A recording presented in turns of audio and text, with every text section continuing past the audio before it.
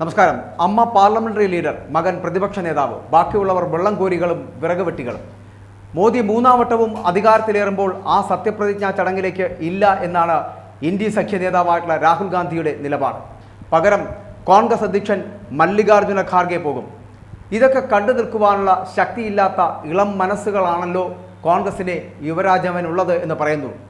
പ്രതീക്ഷിച്ചതിനേക്കാൾ വലിയ വിജയം നേടിയതോടെ പ്രതിപക്ഷ നേതാവാകാൻ കുപ്പായം തയ്യാറാക്കി കാത്തിരിക്കുകയാണ് രാഹുൽ. അതിനിനി ഏറെ താമസമില്ല. കോൺഗ്രസിലെ അടിമ എംപികൾ അമ്മയെ പാർലമെന്ററി പാർട്ടി ചെയർമാൻ അല്ലെങ്കിൽ ചെയർപേഴ്സൺ ആയും മകനെ പ്രതിപക്ഷ നേതാവായും തിരഞ്ഞെടുത്തിരിക്കുകയാണ്.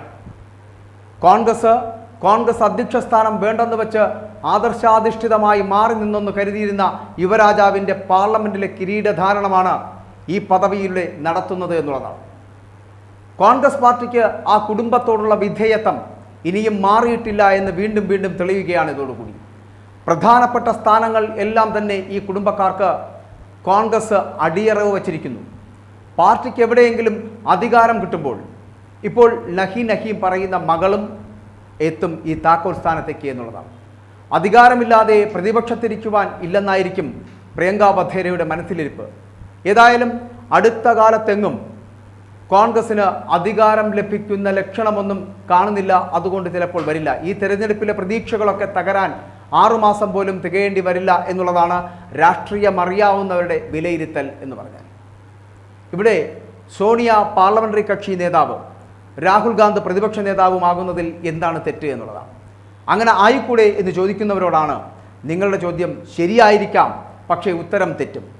10 വർഷങ്ങൾക്ക് ശേഷം 3 അക്കത്തിനടുത്തെത്തിയ പ്രകടനം നടത്തിയിട്ട് അതിൽ ഒരേ കുടുംബത്തിൽ നിന്നുള്ളവരെ കൊള്ളാവുന്ന പോസ്റ്റിലേക്ക് പരിഗണിക്കാൻ ഉണ്ടായിരുന്നുള്ളൂ എന്ന് ജയിച്ചു വന്നവർ ഓരോരുത്തരും ചിലപ്പോൾ ഓരോ എംപിയും സ്വയം ചോദിക്കേണ്ടതാണ്.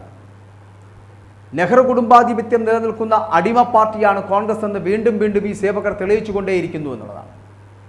2ാം NDA മന്ത്രിസഭയിൽ അധീർ രഞ്ജൻ ചൗധരിയായിരുന്നു കോൺഗ്രസിൻ്റെ കക്ഷി നേതാവ് എന്നുള്ളത്. പ്രതിപക്ഷ നേതൃസ്ഥാനത്ത് ആരും ഉണ്ടായിരുന്നില്ല എന്ന്.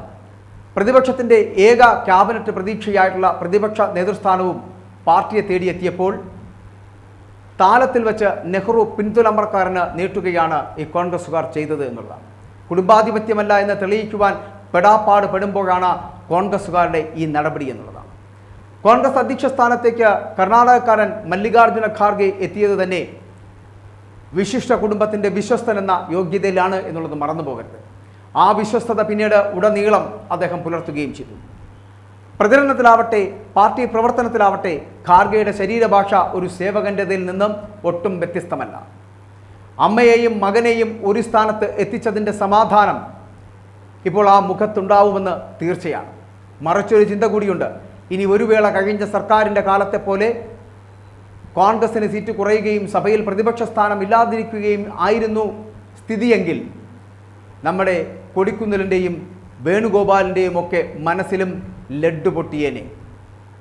കാരണം അവർക്കാർക്കെങ്കിലും ലഭിച്ചേനെ എന്നർത്ഥം. ഖാർഗെയുടെ മനോഭാവമാണ് ഒരു ശരാശരി കോൺഗ്രസ് നേതാവിൻ്റേത്. ആരൊക്കെ പാർട്ടി നേതൃത്വത്തിലും ഭാരവാഹി സ്ഥാനത്തുണ്ടെങ്കിലും ഹൈക്കമാൻഡ് എന്ന് പറഞ്ഞാൽ ഒറ്റ അർത്ഥമേ ഉള്ളൂ. ആ വീട്ടിലേക്കാണ് ഒഴുക്ക്, ആ കാൽക്കലാണ് ശരണം. ഇക്കാര്യത്താൽ ഇന്ത്യ മുന്നണി എന്ന് പറയപ്പെടുന്ന അല്ലെങ്കിൽ ഇന്ത്യ മുന്നണിയിലെ കോൺഗ്രസ്സുകാരെ മാത്രം പറയേണ്ട, ബാക്കിയുള്ളവരും കുടുംബ പാർട്ടി ആധിപത്യത്തിൽ വിശ്വസിക്കുന്നവരാണ്.